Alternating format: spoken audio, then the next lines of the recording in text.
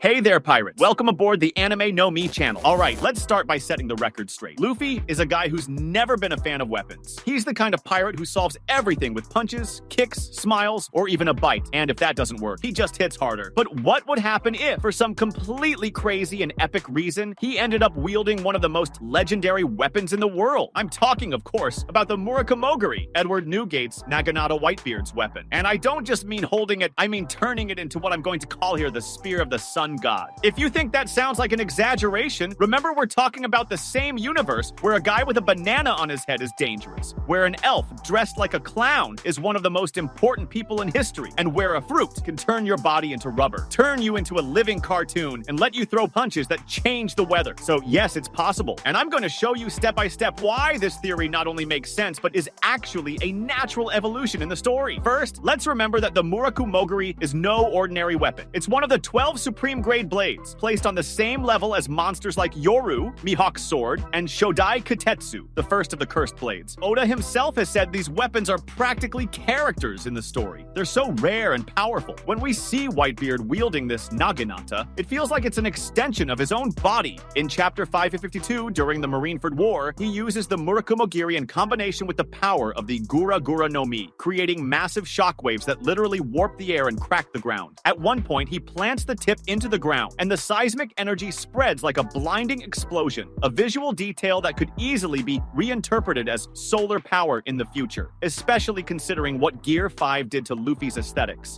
Now comes the first question. How on earth would Luffy get his hands on Whitebeard's weapon? The most logical guess is that it's in the possession of the remaining Whitebeard pirates. After Whitebeard's death, and later Marco taking on more of an advisory role than that of a captain, the crew scattered. The weapon could be kept as a relic, maybe in a tomb or shrine dedicated to the old man. Picture this. Luffy arrives on an island where a meeting of Whitebeard's allies is taking place. He's invited as a guest of honor for having been Ace's friend, for indirectly protecting Newgate's family, and most importantly, for being the man who carries Roger's legacy alive. Marco, seeing destiny unfold, hands the weapon to Luffy, saying something like, "The old man believed the world needed someone to break the darkness. This spear is yours now." That would make sense not only because of the indirect friendship with Whitebeard and Ace, but also because the symbolism of the Murakumogiri would fit Luffy at the exact moment he needs something to represent the sun. Here's where it gets interesting. Luffy, almost unconsciously, has carried the sun symbol in his story from the very beginning. He comes from Dawn Island. Dawn means sunrise. His ship is the Thousand Sunny. Sunny means full of sunshine. He freed slaves from the mark of the celestial dragon's claw and helped spread the sun pirate's mark,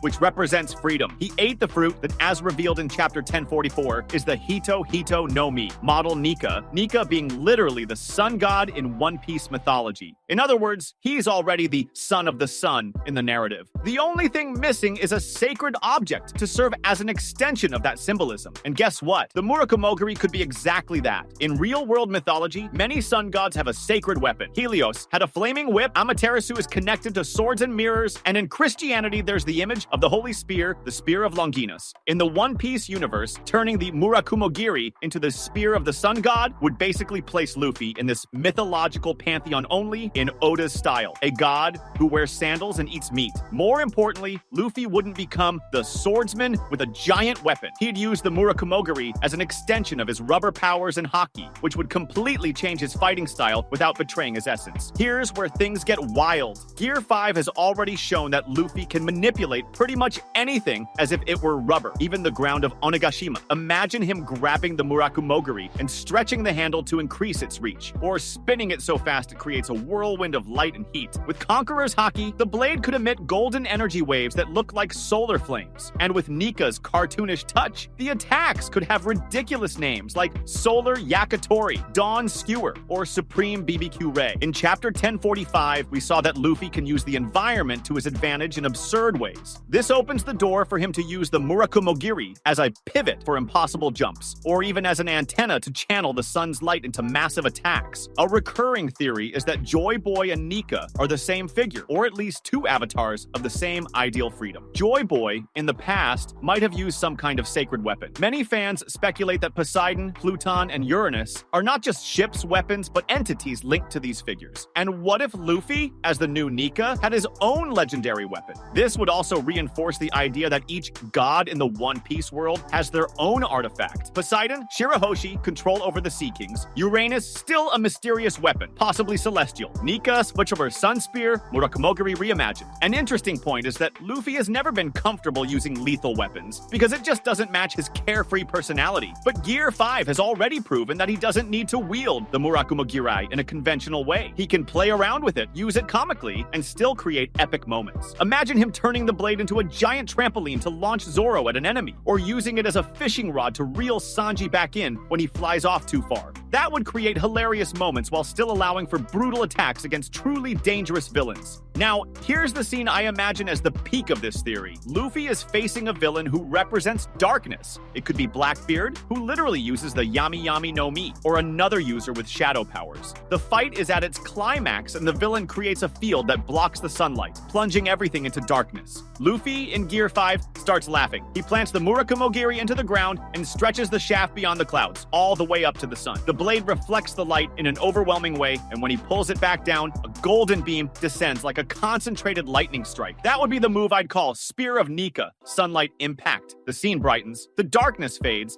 and the villain is hurled away. It becomes clear that the Murakumogiri can indeed be a perfect extension of Luffy's solar symbolism. Now it's time to dig deeper into that idea and understand how this weapon could take on a narrative role far beyond a strong weapon for a strong protagonist. Oda has never placed important elements in the story by accident, and the Murakumogiri itself has carried heavy symbolic weight since its very first appearance. Back in chapter 234 in Jaya, we hear about Whitebeard as the strongest man in the world, and the silhouette of his weapon is shown in a striking way. Then, in Marineford, especially in chapter 552, we see the weapon in action at the height of its power. It's not just a sharp piece of metal, it's a tool that amplifies the power of the Gura Gura no Mai, channeling shockwaves capable of cracking the very atmosphere. That alone shows the weapon isn't just decorative, it has synergy with the user's ability. If Luffy were to inherit the Murakumogiri, we'd be looking at a similar situation, but with a twist. Gear 5 and the power of the Hito Hito no Mi model Nika are extremely elastic, both literally and figuratively. They allow Luffy to manipulate the world as if it were rubber, including objects that, as far as we've seen, are not part of his body. In chapter 1045, for example, he turns the ground of Onigashima into rubber to bounce attacks, and even reshapes Kaido's body to absurd forms during their fight. This opens up a huge range of possibilities for how he could interact with the Murakumogiri, far beyond just swinging it around. The connection to the sun, which in Luffy's case comes from multiple narrative layers. Dawn Island, the Thousand Sunny, the liberation of slaves with the sun mark, and finally, the revelation of Nika in chapter 1044 could also be transferred to the weapon. Think about how Oda loves to tie powers to visual symbols. Luffy's Red Hawk burns with flames because of Ace's memory, Zoro's Santoryu style uses names linked to demons and gods, and even Sanji has attacks named after the devil. Nothing stops Luffy from creating Murakumogiri techniques that directly reference the light and heat of the sun, not as literal fire powers, but as a representation of energy, vitality, and freedom, which is exactly what Nika symbolized. That was today's content. We hope you liked it and want to share your opinion on the subject. Don't forget to share the video, give it a thumbs up, and I'll see you in the next video. Take care and stay amazing.